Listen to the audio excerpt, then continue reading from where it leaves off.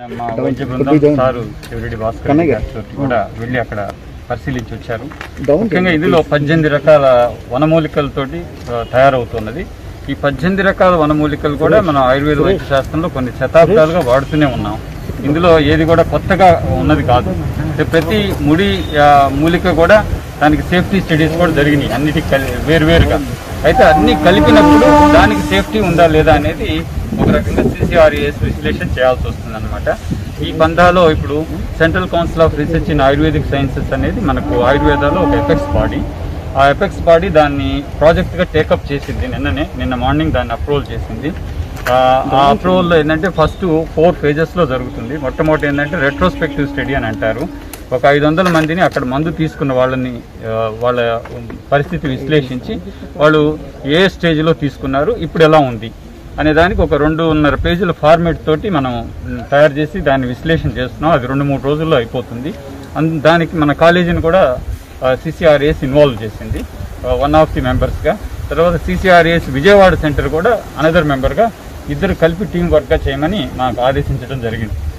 అయితే ఇది అయిన తర్వాత ఏంటంటే దీనికి టాక్సిక్ స్టడీస్ చేయాల్సి వస్తుంది ఎప్పుడైనా. అంటే వేరు మందులు బాగానే ఉన్నాయి, విడివిడిగా వాడితే బాగానే ఉన్నాయి. అందులో 4-5 మందులు మనం రోజు నిత్య జీవితంలో వాడేవి. అల్లము, తర్వాత ఈ జీలకర్ర అయితేనేమి, తర్వాత పసుపు, ఇవన్నీ కూడా మనం రెగ్యులర్గా వాడేవి.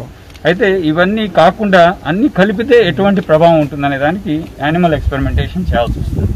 దానికి కూడా ఒక 1 week పడుతుంటే, అది అయిన తర్వాత ఇన్విట్రో స్టడీస్ అని అంటారు, సెల్ లైన్స్ మీద చేయాల్సి వస్తుంది. ఆ సెల్ లైన్స్ మీద చేసిన తర్వాత అసలు ఇది కోవిడ్ మీద దీనికి ప్రభావం ఉందా లేదా అనేది ఈ 3 స్టడీస్ అయిపోవడానికి కనీసం 4 వారాలు పడుతుంది. అది అయిన తర్వాత నెక్స్ట్ స్టెప్ వచ్చేసి క్లినికల్ స్టడీ.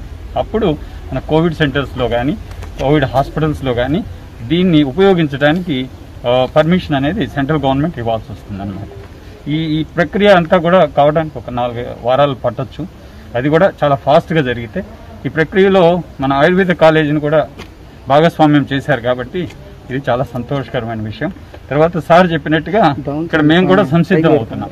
ఒకవేళ అప్రూవల్ వచ్చిందనుకో దాన్ని బల్క్గా తయారు చేసి 10 మందికి ఇవ్వడానికి కూడా ఉపయోగపడేటట్టుగా చేస్తున్నాం. మనకు అల్లోపతి లాగానే ఆయుర్వేదిక్ కూడా SOP ప్రకారం చేయాల్సి ఉంటుంది. అవును, తప్పనిసరిగా. అక్కడ ఎట్లా ఉంటుంది? ఇప్పుడు అక్కడ ప్రొసీజర్లో కొంచెం తేడా ఉంది. అంటే ఆయుర్వేద విధానంలో ఎలా తయారు చేస్తారు, అక్కడ చేసే విధానంలో కొంత తేడా ఉంది. దాన్ని మనం కరెక్ట్ చేసుకోవాల్సి వస్తుంది.